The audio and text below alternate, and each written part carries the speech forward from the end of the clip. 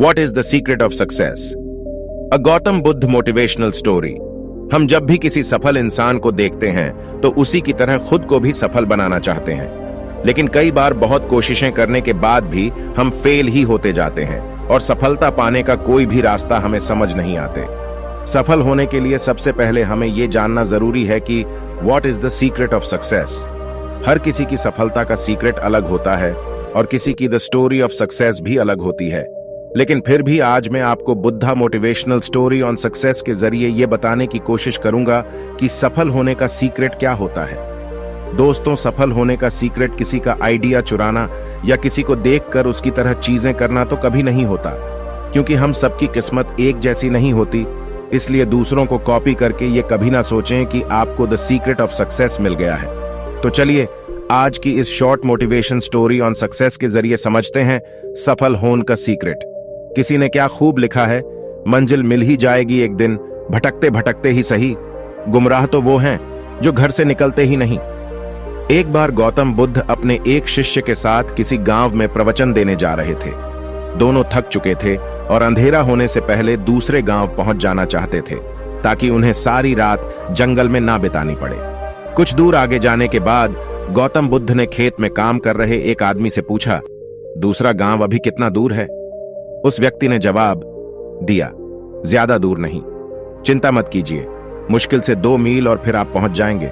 2 मील का सफर तय हो चुका था, लेकिन कोई गांव नहीं आया। वे दोनों और ज्यादा थक गए थे। रास्ते में चलते चलते उन्हें एक औरत मिली, जिससे बुद्ध ने पूछा, पास वाला गांव यहां से कितनी दूर है? वो औरत बोली, ज्यादा दूर नहीं, बस 2 मील और आप लगभग पहुंचने ही वाले हैं। गौतम बुद्ध मुस्कुराए और औरत भी मुस्कुराई। उनका शिष्य सोच रहा था कि इसमें मुस्कुराने की क्या बात है।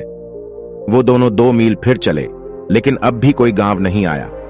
गौतम बुद्ध ने फिर एक व्यक्ति से वही प्रश्न पूछा और हर बार की तरह वही जवाब मिला जो बाकी सब दे रहे थे, और फिर वही मुस्कुराना।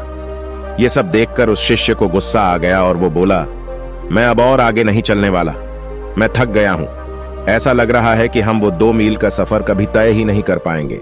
जिससे भी रास्ता पूछो वो 2 मील बोलकर मुस्कुरा देता है। आप मुझे बस इतना बताएं कि आप मुस्कुरा क्यों रहे थे?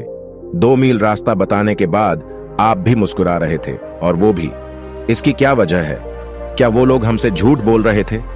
गौतम बुद्ध ने कहा, हमारा मन एक ही है, बस कुछ दूर और फिर मंजिल आपके सामने होगी। ऐसा सुनकर मैं मुस्कुराया।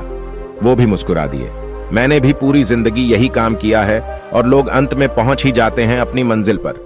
लेकिन शुरू में ही अगर हम उन्हें यह बता दें कि मंजिल अभी बहुत दूर है और वहां तक पहुंचना इतना आसान नहीं है, तो वो लोग पहले ही हार मान लेंगे और फिर धीरे धीरे आगे बढ़ने का हौसला भी खो देंगे। लेकिन बस कुछ दूर और कहते हुए 200 मील का सफर भी कब पार हो जाएगा ये हमें पता ही नहीं चलेगा। बस कुछ दूर और, यही है सफलता का मूल मंत्र। जो लोग ये बात समझ जाते हैं वो धीरे धीरे ही सही, लेकिन अपनी मंजिल की तरफ बढ़ते रहते हैं, और एक दिन ऐसा आता है उनकी मंजिल उनके कदमों में होती है।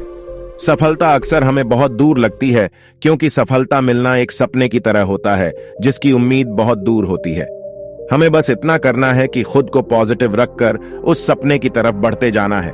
बेशक शुरुआत में आपको कोई रिजल्ट ना मिले तो उससे परेशान ना होना, बस खुद से इतना कहें कि बस कुछ दूर और। किसी भी नए काम या नई चीज को शुरू करते ही हम उसमें सफल नहीं हो जाते। कुछ लोग इस मामले में किस्मत वाले होते हैं जिनके हर काम सही होते हैं, लेकिन हर कोई ऐसा नहीं होता। आप जब भी किसी नए काम की शुरुआत करें तो अपने आप को फेलियर होने के लिए हमेशा तैयार रखें, और जब भी फेलियर आए तो उनकी वजह से खुद को कभी भी रोके नहीं।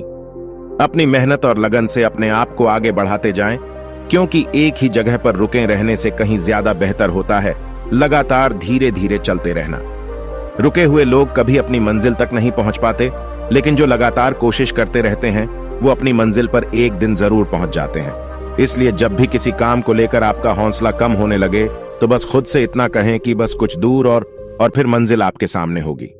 सो फ्रेंड्स, आपको ये द सीक्रेट सक्सेस स्टोरीज अगर पसंद आई हो तो अपने इस चैनल को सब्सक्राइब करके बेल आइकॉन को प्रेस कर दे और कमेंट में अपने विचार मेरे साथ जरूर शेयर करें। मेरे को इतना प्यार देने के लिए धन्यवाद।